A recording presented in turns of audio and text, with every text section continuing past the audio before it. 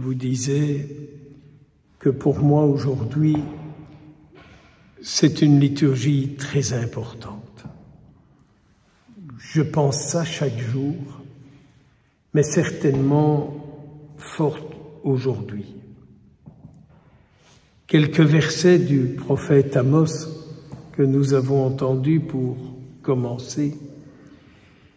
Et Amos qui vole en plein dans les plumes à ceux à qui il s'adresse.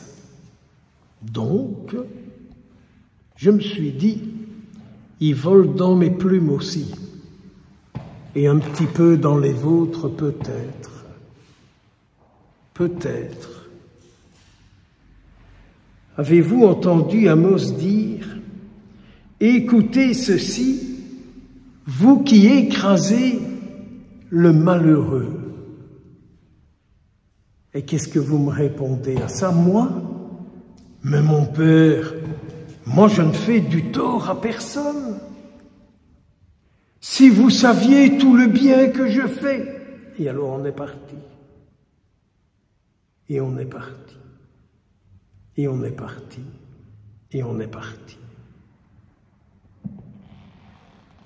Moi, quand je regarde ma vie, je suis bien obligé de dire à Jésus, mais montre-moi ce que je fais qui fait du mal aux autres et qui les rend malheureux.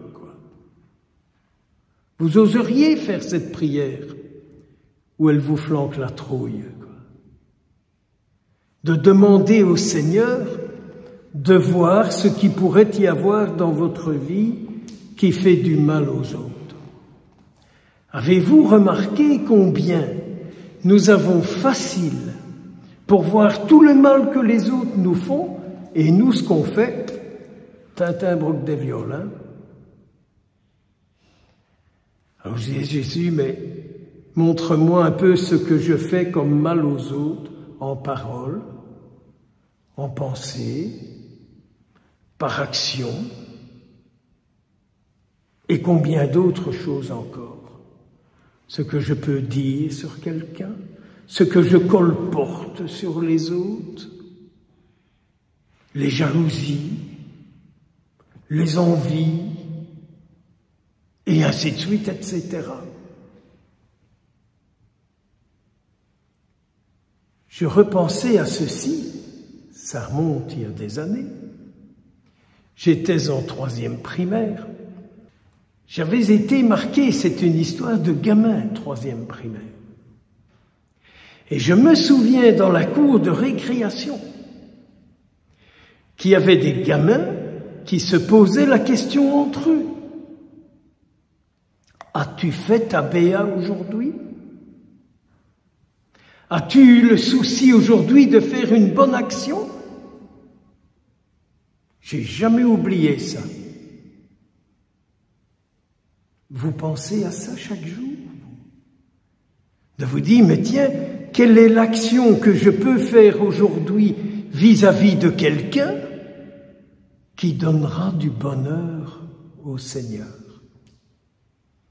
De ce Jésus qui dit, ce que vous faites au plus petit d'entre les miens, c'est à moi que vous le faites. Avoir le souci de faire du bien au Seigneur.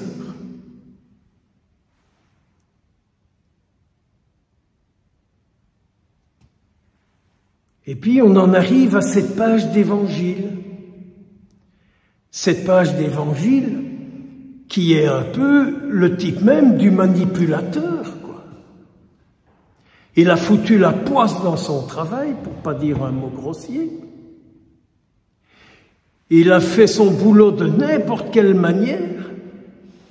Il perd son boulot et il se dit, mais qu'est-ce que je vais devenir, quoi?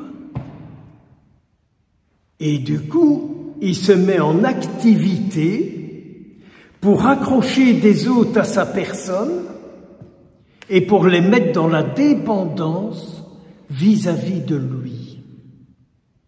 Donc Jésus met en lumière tous les manipulateurs pervers, tous les gens qui s'arrangent pour gagner les autres à leur cause, et pour être sûrs d'en obtenir ce qu'ils ont envie d'obtenir. Donc vous voyez, Jésus met en lumière les esprits tordus, tous les esprits tordus. Et il terminera en disant, mais il faut savoir ce que vous voulez. Est-ce que vous servez le Dieu argent ou est-ce que vous servez le Dieu de Jésus-Christ? Est-ce que vous servez le Dieu argent ou est-ce que vous servez le Dieu de Jésus-Christ? Et alors saint Paul, dans sa lettre qu'il écrit à Timothée, il dit, mais écoute, moi ce que je te dis, c'est incite-les à faire des prières pour les chefs d'État, afin que les chefs d'État aient un souci d'un bon esprit dans le monde. Donc pas un esprit de bagarre, pas un esprit de jalousie, pas un esprit d'arriviste, pas un esprit de concurrence, et ainsi de suite, etc. Demande-leur de prier pour qu'ils mettent un bon esprit dans le monde. C'est leur mission. Il faut prier pour ceux qui ont des responsabilités. Alors je me disais en conclusion, Seigneur, toute cette semaine, montre-moi quand je fais du mal à quelqu'un, en pensée, en parole et en action. Seigneur, montre-moi la qualité de mon esprit. Si on peut y voir mon esprit uni au tien, en pensée, en parole et en action. Et puis, Seigneur, je dois prier pour les responsables, les chefs d'État, les chefs d'Église, de l'Église catholique, apostolique et romaine, mais peut-être aussi de penser aux protestants, de penser aussi aux anglicans, de penser aussi aux orthodoxes. Alors, saint Paul disait à Timothée qu'ils élèvent les mains vers le Dieu qui les sauve, et ainsi que nous soyons branchés vers le vrai Dieu et pas les autres dieux dont je m'abstiendrai d'en faire la liste. Puis c'est la Vierge Marie, dans la prière, dans l'attention qu'elle a pour chacun de ses enfants, nous garder pleinement unis à son Fils Jésus-Christ, car il n'y a pas d'autre sauveur que lui. Amen.